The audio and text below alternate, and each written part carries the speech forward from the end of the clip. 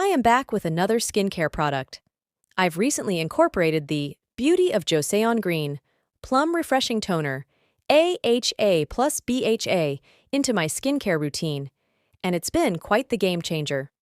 This toner boasts a powerful blend of AHA, alpha hydroxy acid, and BHA, beta hydroxy acid, which work wonders in removing dead skin cells, unclogging pores, and promoting a smoother and brighter complexion.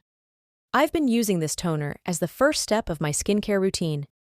It effectively wipes away any residual waste on my skin and helps to smooth out its texture, preparing it for better absorption of subsequent skincare products. One of the key benefits of this toner is its daily exfoliating properties. It gently sloughs off dead skin cells without stripping away moisture, thanks to its lightweight, watery texture.